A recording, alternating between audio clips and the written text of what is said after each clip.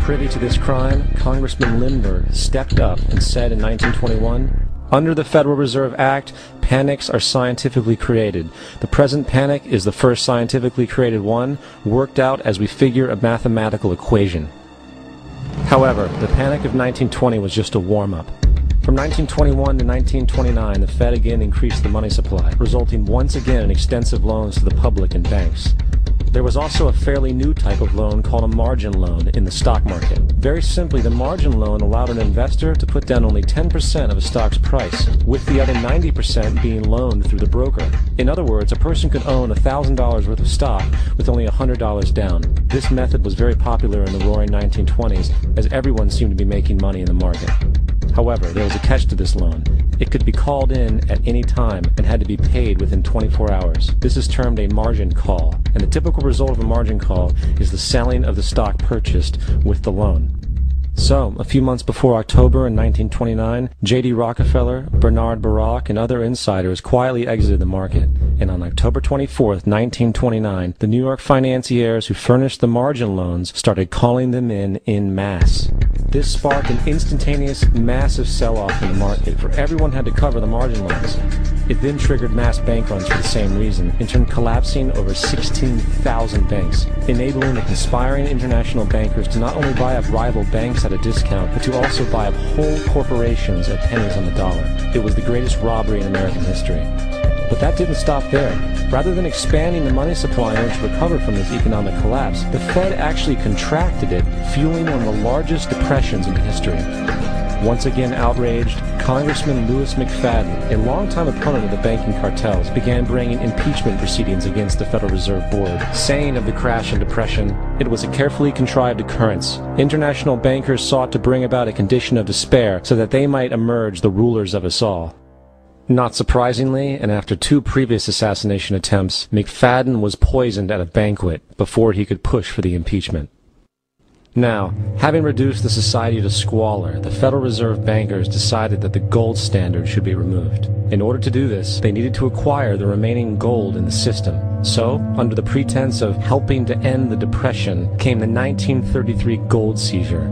Under the threat of imprisonment for 10 years, everyone in America was required to turn in all gold bullion to the Treasury, essentially robbing the public of what little wealth they had left. And at the end of 1933, the gold standard was abolished. If you look at a dollar bill from before 1933, it says it is redeemable in gold. If you look at a dollar bill today, it says it is legal tender, which means it is backed by absolutely nothing. It is worthless paper.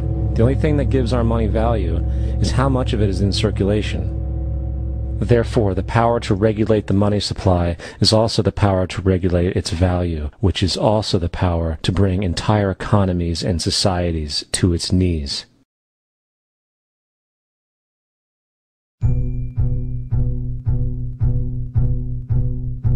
It's important to clearly understand, the Federal Reserve is a private corporation. It is about as Federal Express.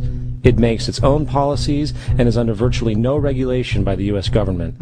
It is a private bank that loans all the currency at interest to the government, completely consistent with the fraudulent central banking model that the country sought to escape from when it declared independence in the American Revolutionary War. Now, going back to 1913, the Federal Reserve Act was not the only unconstitutional bill pushed through Congress. They also pushed the federal income tax. It's worthwhile to point out that the American public's ignorance towards the federal income tax is a testament to how dumbed down and oblivious the American population really is.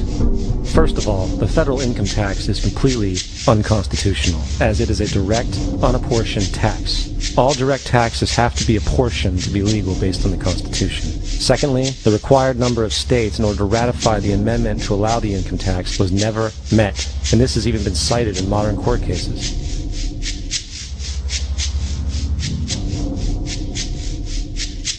Third, at the present day, roughly 35% of the average worker's income is taken from them via this tax. That means you work 4 months out of the year to fulfill this tax obligation. And guess where that money goes? It goes to pay the interest on the currency being produced by the fraudulent Federal Reserve Bank, a system that does not have to exist at all. Not 1 cent of this tax goes towards any governmental program whatsoever. Not 1 cent. The money you make working 4 months out of the year goes almost literally into the pockets of the international bankers who own the private Federal Reserve Bank. And fourth, even with the fraudulent government claim as to the legality of the income tax, there is literally no statute, no law in existence that requires you to pay this tax. Period. I really expected that, of course, there's a law that you can point to in the law book, the code, that requires you to file a tax return. Of course there is.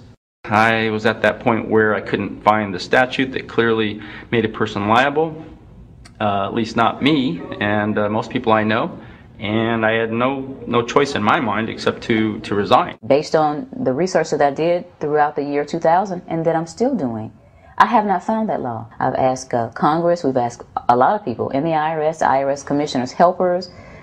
They can't answer, because if they answer, the American people are going to know that this whole thing is a fraud.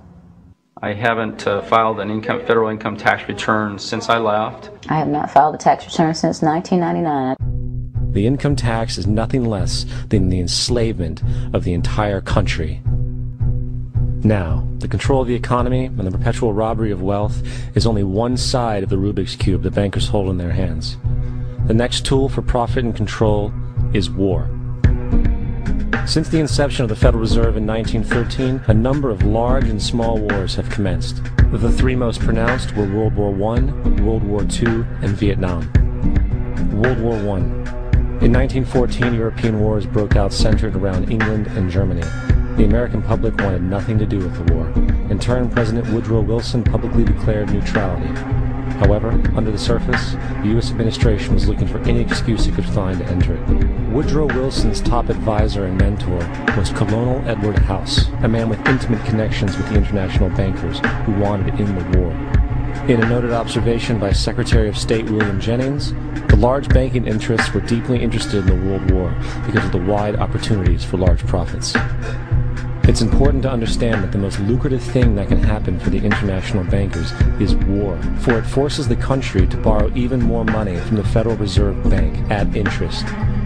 In a documented conversation between Colonel House, Wilson's advisor, and Sir Edward Grey, the Foreign Secretary of England, regarding how to get America into the war, Grey inquired, "What will Americans do if Germans sink an ocean liner with American passengers on board?" House responded, "I believe that a flame of indignation would sweep the United States, and that by itself would be sufficient to carry us into war."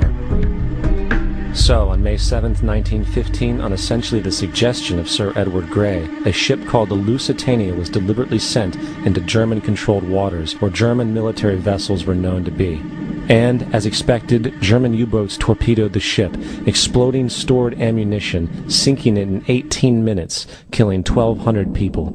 To further understand the deliberate nature of this setup, the German embassy actually put advertisements in the New York Times telling people that if they boarded the Lusitania, they did so at their own risk, as such a ship sailing from America to England through the war zone would be liable to destruction.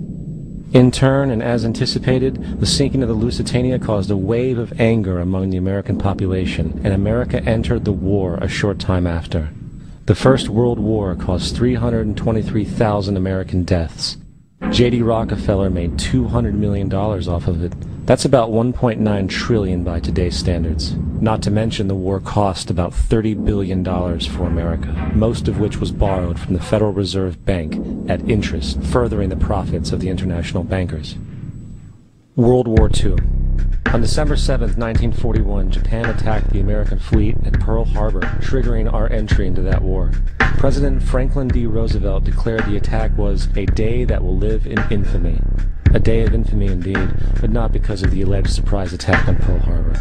After 60 years of surfacing information, it is clear that not only was the attack on Pearl Harbor known weeks in advance, it was outright wanted and provoked.